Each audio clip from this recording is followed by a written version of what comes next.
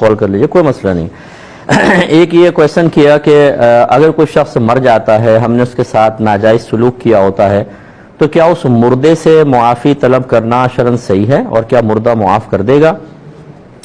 دیکھیں، مردہ اگر معاف کر دے یا نہیں کر دے اس کا تو ہمیں پتہ ہی نہیں چلے گا، خالی مردے کو سامنے رکھ کے اس سے معافیاں مانگ لیں،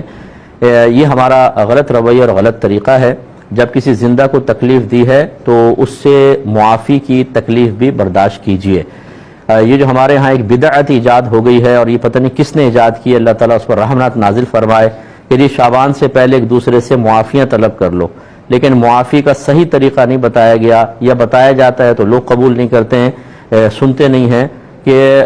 مطلب سامنے جا کے معافی مانگو، یہ نہیں کہ ایک میسج پہ میں نے جو کچھ کیا سب معاف کر دیں،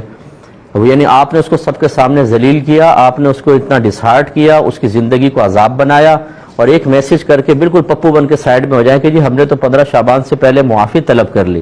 ایسے معافی نہیں ہوتی، آپ کو جا کے ہاتھ جوڑ کر پاؤں پکڑ کر اس سے معافی مانگنی پڑے گی، اور اس کو اختیار ہے، اگر وہ معاف کرے بہت اچھی بات ہے، نہیں کرے تو میدان محشر میں پکڑے گا۔ تو اس لیے یہ طریقہ کار غلط ہے۔ اسی طرح آپ زندگی میں تو معافی نہیں طلب کی، جیسے ماں باپ کو ناراض کر کے بیٹھے ہوئے ہیں، اب ماں باپ فوت ہو گئے تو آ کے مردے سے کہہ رہے ہیں امی معاف کر دیجیے گا مجھے، یعنی پہلے ناک اتنی اونچی تھی، انانیت اتنی زیادہ تھی کہ ماں باپ کے سامنے جھکتے ہوئے بھی تکلیف ہو رہی تھی، اور جب وہ فوت ہو گئے تو فوراً آ کے معافی مانگ رہے ہیں۔ ایسے کوئی معافی نہیں ہوگی، اب میدان محشر ہے۔ دا ڈے آف ججمنٹ رکھا ہی اسی لیے ہے کہ اب آپ کو سامنے کھڑا کیا جائے گا، اور اگر آپ نے کوئی ظلم کیا تھا تو اللہ تعالیٰ مظلوم کے سامنے آپ کے ظلم کو رکھے گا۔ اب اگر وہ معاف کرے گا تو ٹھیک، ورنہ سزا کے مستحق ہوں گے۔ اب یہ مردوں سے معافی کا شرعی طور پہ کوئی تصور نہیں ہے۔